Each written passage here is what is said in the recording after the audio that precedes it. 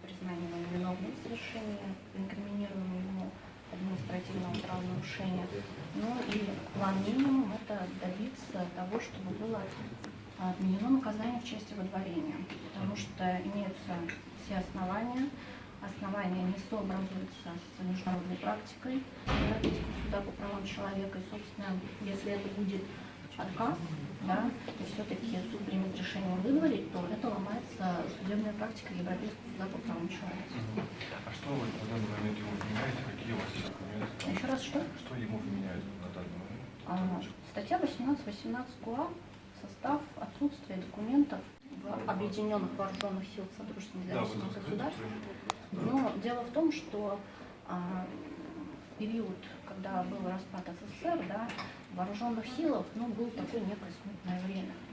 И в целях урегулирования вот этих вот конфликтов были гражданские войны, в том числе на территории Республики Таджикистан.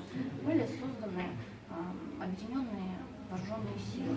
И мы не можем говорить о том, что юрисдикция вот этих вооруженных сил, она относилась к юрисдикции Таджикистана. Скорее, это юрисдикция бывшего СССР. Вот. И в последующем это Российская Федерация, соответственно. Да? Вот. Так вот, большое количество военнослужащих на тот период находилось в подвешенном состоянии. Да? К какому гражданству какого государства относиться? И в связи с этим было издано постановление Верховного Совета, в котором четко указано, что военнослужащие, проходившие военную службу в объединенных вооруженных силах СНГ и впоследствии перешедшие на прохождение военной службы в подразделения Российской Федерации, военных частей под юрисдикцией, являются гражданами Российской Федерации. Это четко в законе указано.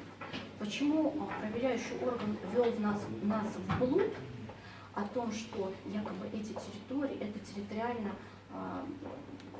территория Республики Таджикистан? Ведь юрисдикция — это не значит территория, это не только территория.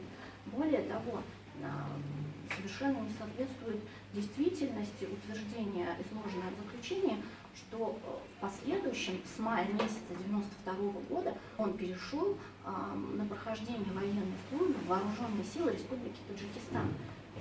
В то время как де юре сложились вооруженные силы в 1994 году в Республике Таджикистан, и де-факто можно говорить, да, исходя из страниц истории, что это 93-й, но никак не май 92-го. И более того, официально указом президента Российской Федерации 9 сентября 1992 года все воинские подразделения, учреждения, которые находились на территории Республики Таджикистан, они официально перешли в юрисдикцию Российской Федерации. То есть из всего этого следует, что никак мой подзащитный не мог быть гражданином Таджикистана. Он ими не был никогда. Соответственно, вот данные подзаконные акты не нашли отражения в заключении, они не были использованы.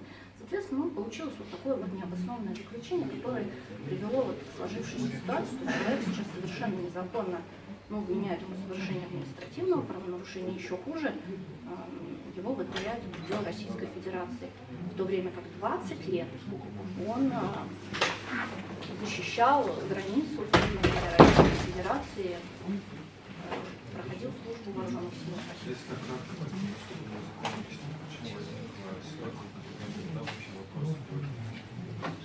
Это вот я не могу ответить, почему, и с точки зрения каких-то социально-политических факторов я не могу. Де юре я могу сказать, что все это возникло из-за недостоверного данного заключения.